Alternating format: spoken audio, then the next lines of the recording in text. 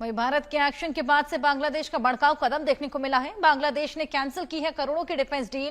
भारतीय कंपनी से $21 मिलियन की डील कैंसिल कर दी। रक्षा सहयोग के लिए हसीना सरकार में सहमति बनी थी। नेवी के साथ टगबोट कंस्ट्रक्शन के लिए एग्रीमेंट हुआ था। चीन की गोद में जा बैठा पड़ोसी देश बांग्लादेश ने एक बार फिर भारत के खिलाफ भड़काऊ कदम उठाया है। बांग्लादेश के यूनूस सरकार ने भारतीय company garden reach ship builders and engineers limited यानी कि जीआरएससी के साथ $21 मिलियन की डील कैंसिल कर दी। जीआरएससी ने नेशनल स्टॉक एक्सचेंज को एक पत्र लिखकर इसकी जानकारी दी है। कंपनी ने एक्सचेंज फाइलिंग में कहा, सेबी लिस्टिंग रेगुलेशन 2015 के नियम 30 और अन्य लागू प्रावधानों के तहत हम आपको सूचित करना चाहते हैं कि बांग्लादेश सरकार ने ये ऑर्डर रद्द किया है। जुलाई 2025 में जीआरएससी ने बांग्लादेश की नेवी के साथ एक टगबोट कंस्ट्रक्शन के लिए इस एग्रीमेंट पर हस्ताक्षर किए थे। बांग्लादेश ने यह कदम ऐसे समय में उठाया जब भारत ने शनिवार को बांग्लादेश से रेडीमेड गारमेंट्स के आयात को केवल कोलकाता और नाहवा शेवा बंदरगाहों पर सीमित कर दिया। वहीं बांग्लादेश की नेवी जीआरएससी के बीच में समझौता तब हुआ था जब जून 2024 में शेख हसीना भारत के दौरे पर आई थी। दोनों ही देशों ने लॉन्ग टर्म प्रोस्पेक्टिव के नजरिए रक्षा सहयोग को मजबूत करने पर सहमति जताई थी और 800 टन वजनी महासागरीय टगबोट के लिए सौदा हुआ था। भारत की रक्षा खरीद के लिए दिए गए $500 मिलियन की क्रेडिट लाइन के तहत ये पहली बड़ी डील थी जिसे अब रद्द कर दिया गया है। भारत के एक्शन के बाद बांग्लादेश का यह भड़काऊ कदम, बांग्लादेश ने करोड़ों की डिफेंस डील को कैंसिल कर दिया है। यूनूस सरकार ने यह फैसला लिया है। रक्षा सहयोग के लिए हसीना सरकार में ये सहमति बनी थी, लेकिन बांग्लादेश की बौखलाहट इस कदर बढ़ चली है। भारत के एक्शन से तिलमिलाहट आप देखिए कि इस पूरे एग्रीमेंट को कैंसिल कर दिया गया। करोड़ों की ये डील थी, $21 मिलियन की ये डील थी भारतीय कंपनी से, जिसे कैंसिल किया गया। रक्षा सहयोग के लिए हसीना सरकार के साथ इस डील पर साइन हुआ था।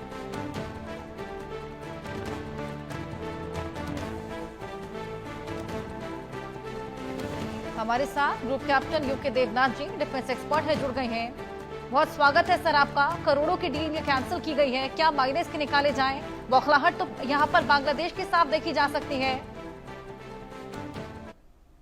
जब से बांग्लादेश में मोहम्मद यूनुस की सरकार आई है, उनको जो जो समर्थन दे रहे हैं, चाहे एनसीपी हो, छात्र परिषद हो या अलग अलग मुस्लिम धार्मिक पार्टियां हों, इन सबका एक भारत विरोधी रुख रहा है। इसी के तहत मोहम्मद यूनुस यानी मोहम्मद यूनुस तो सिर्फ एक कठपुतली सरकार हैं, उनको अपनी कोई राजनीतिक पावर नहीं है उनकी। मेरा अंदाजा है कि अगर मोहम्मद यूनुस खुद अगर इलेक्शन में खड़े हो जाएं तो उनको 10 वोट भी नहीं मिलेंगे। तो हो ये रहा है कि बांग्लादेश में जो भारत विरोधी ताकतें हैं उनको फिलहाल बल मिल रहा है।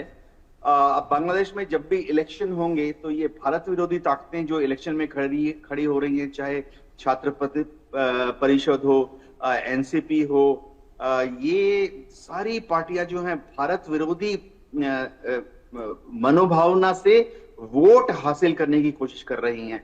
और तो और इन्होंने शेख हसीना की अवामी पार्टी को भी इलेक्शन से बाहर कर दिया है। शेख हसीना को वापस नहीं जाने दे रहे हैं। बीएनपी जो है उसको भी चिंता लगी है कि वाकई क्या बांग्लादेश में जब इलेक्शन होंगे क्या वो लोकतांत्रिक तरीके से होंगे। अब जो ये लगातार डिफेंस डील्स और दूसरे कॉन्ट्रैक्ट्स भारत के साथ कैंसिल कर रहे हैं, ये दिखाते हैं कि बांग्लादेश जो है आस्ते आस्ते शायद पाकिस्तान और चीन की शह पर इन कॉन्ट्रैक्ट्स को कैंसिल कर रहा है। जाहिर बात है कि इस तरह के डिफेंस इक्विपमेंट बांग्लादेश को चाहिए। टगबोट तो वहां पर बहुत ही एक इंपॉर्टेंट जरूरत होती है, क्योंकि चाहे कॉक्स बाजार हो, चाहे खुलना हो, चाहे चट्टग्राम हो, ये सब रिवराइन पोर्ट्स है, यानी जो बंदरगाह है वहां कीचड़ जमा हो जाती है। तो बड़े बड़े जब जहाज अंदर आते हैं तो उनको टगबोट से डायरेक्ट करना पड़ता है, खींचना पड़ता है या धक्का देकर सीधा करना पड़ता है।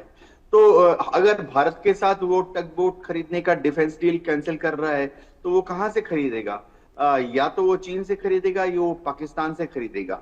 तो भारत सरकार फिलहाल इस डेवलपमेंट को थोड़ा ध्यान से देख रही है, फूंक फूंक के कदम रख रही है। हम कोई ऐसा कदम नहीं लेना चाहते जिससे कि बांग्लादेश में भारत विरोधी जो तत्व हैं उनको और ज्यादा बढ़ावा मिले कि देखो भारत जो है बांग्लादेश को क्षति पहुंचाने की कोशिश कर रहा है। इलेक्शन के बाद आप देखेंगे शायद बीएनपी की ही सरकार आएगी और बीएनपी की सरकार आते ही रिलेशंस थोड़े स्टेबल हो जाएंगे। हाँ, बीएनपी की सरकार भी जब जब हम रहती है, खालिदा जिया की भी सरकार जब जब हम रहती है, भले ही भारत के साथ मैत्रीपूर्ण संबंध ना हो, लेकिन कम से कम बीएनपी की सरकार खुलेआम भारत विरोधी अभियान पर नहीं जाती है। बिल्कुल जी बिल्कुल सर, जिस तरीके से आप बता रहे हैं कि भारत को नुकसान पहुंचाने की कोशिश है, लेकिन खुद के लिए भी तो घाटे का सौदा है ना ये।